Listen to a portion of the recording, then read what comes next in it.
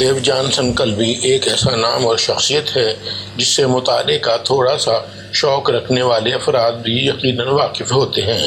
اس کی وجہ یہ ہے کہ اس تاریخی شخصیت کا تذکرہ ہر عمومی جگہ پر کسی نہ کسی وجہ سے ہو ہی جاتا ہے۔ دیو جانسن کلبی 404 قبل مسیح میں ترکی کے علاقے سینیوپ میں پیدا ہوا۔ 323 قبل مسیح میں 81 سال کی عمر میں انتقال کر گیا۔ تاریخ کہتی ہے کہ وہ نسل انسانی کا ایک بہت بڑا دانشور تھا۔ اس کے دل و دماغ روشن تھے۔ اس نے ایک کتا رکھا ہوا تھا۔ یہ کتا اس کا بڑا وفادار ساتھی تھا۔ اس کے لیے راہبر اور رہنما کا کردار بھی ادا کرتا تھا۔ عربی میں کتے کو کلب کہتے ہیں، اس لیے لوگ دیو جانسن کو اس کتے کی نسبت سے کلبی کہنے لگے تھے۔ یہ سکندر اعظم کا دور تھا۔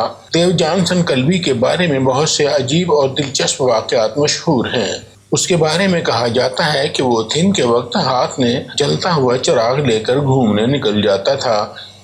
اسی طرح ایک دن وہ ہاتھ میں چراغ لے کر بازار میں نکل آیا تو کسی نے پوچھا کہ تم دن میں چراغ لے کر گلیوں میں کیوں گھوم رہے ہو؟ وہ بہت متفکر دانشور تھا۔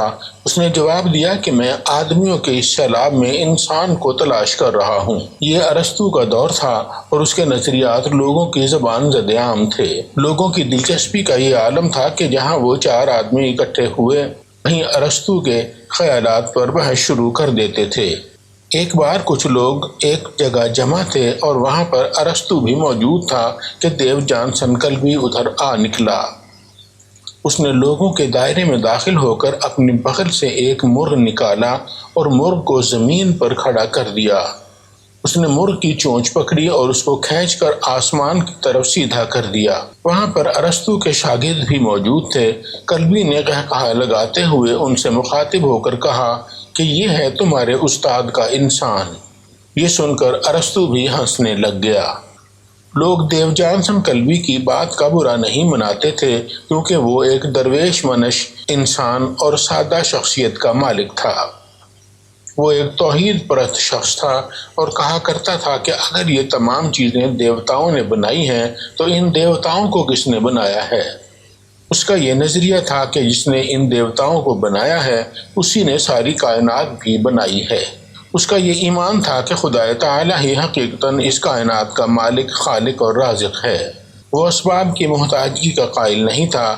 اس کا کہنا تھا کہ دنیا کا سامان اور اسباب انسان کو اصل خوشی سے محروم کر دیتا ہے۔ اس کے مطابق انسان کو زندگی میں حقیقی خوشی کو پانے کے لیے دنیا کے ساز و سامان کو ترک کرنا پڑے گا۔ وہ عائلی زندگی، گھر بار، بیوی بچوں، عزیز رشتہ داروں، دنیاوی ضابطوں اور قوانین کو انسانی آزادی کی راہ میں رکاوٹ گردانتا تھا۔ اس کا کہنا تھا کہ جب تک ہم تمام پابندیوں سے آزاد نہیں ہو جاتے ہم انسان نہیں کہلوا سکتے۔ لوگ اس کو انگریزی میں ڈایوجینز کہتے ہیں۔ وہ ایک عجیب و غریب کردار تھا۔ اس کا کہنا تھا کہ انسان اپنی مختصر ضروریات کو پانے کے لیے انسانی دائرے سے باہر نکل آیا ہے اور یہ دائرہ بہت وسیع بلکہ وسیع سے وسیع تر ہوتا چلا جاتا ہے۔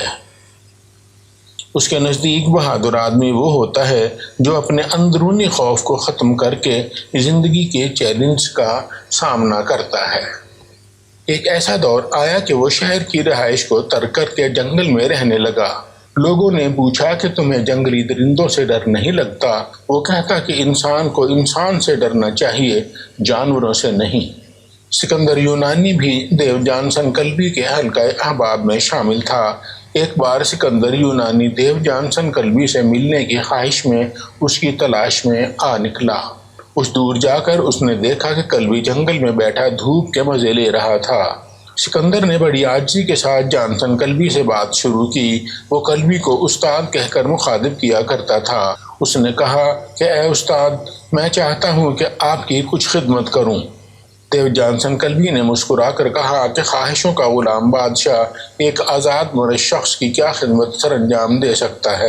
سکندر اعظم نے زیادہ اصرار کیا تو کلبی زور سے ہنسا اور کہا کہ اے بادشاہ، آپ اس وقت میری دھوپ روک کر کھڑے ہیں۔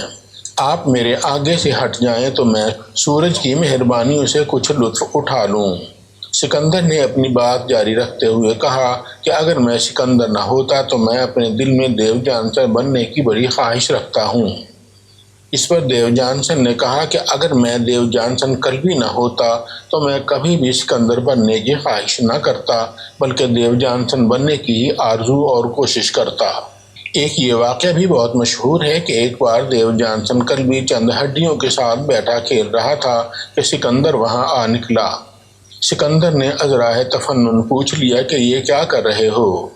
کلبی نے فی البدیہہ جواب دیا کہ میں اس وقت یہاں پر تمہارے آباء و اجداد کی ہڈیاں تلاش کر رہا ہوں، لیکن میں ان کو غلاموں کی ہڈیوں سے علیحدہ نہیں کر پا رہا ہوں۔ تمہاری پرکھوں کی ہڈیاں بھی غلاموں کی ہڈیوں کے ساتھ مل جل گئی ہیں۔ اس کا مطلب یہ تھا کہ مرنے کے بعد کوئی شان و شوکت باقی نہیں رہتی۔ دیو جانسن کلبی ایک بہت ہی بڑا انسان تھا، اسے کسی کے جاہ و جلال سے کوئی ڈر اور خوف نہیں تھا، یوں لگتا تھا جیسے وہ اس دنیا کا بندہ ہی نہیں ہے۔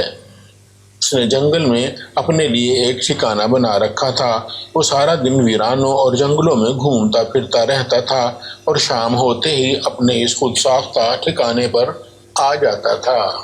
وہ ٹھکانہ اتنا چھوٹا تھا کہ جب وہ رات کو لیٹتا تھا تو اس کی آدھی ٹانگیں اس سے باہر رہتی تھیں۔ ایک بار سردیوں کی دوپہر کو دیو جانسن کلبی اپنی اس کٹیا میں لیٹا ہوا تھا کہ کسی نے آ کر اسے خبر دی کہ سکندر دنیا کو فتح کر کے ایتھنز واپس لوٹنے والا ہے۔ یہ بات سن کر وہ زور سے ہنسا اور اس نے وہ الفاظ ادا کیے جس کی وجہ سے کلبی آج تک پوری دنیا میں جانا پہچانا جاتا ہے۔ اس نے کہا کہ انسان قناعت پسند ہو تو مٹی کی اس کٹیا میں بھی مطمئن اور مسرور رہ سکتا ہے، لیکن اگر لالچ اس کو جکڑ لے تو پوری کائنات بھی اس کے لیے چھوٹی ہے۔ دیو جانسن کلبی کی شخصیت کے بارے میں اور بھی بہت کچھ لکھا جا سکتا ہے، لیکن طوالت کے خوف سے اس مضمون کو یہیں ختم کیا جا رہا ہے۔ اجازت دیجیے، اللہ حافظ۔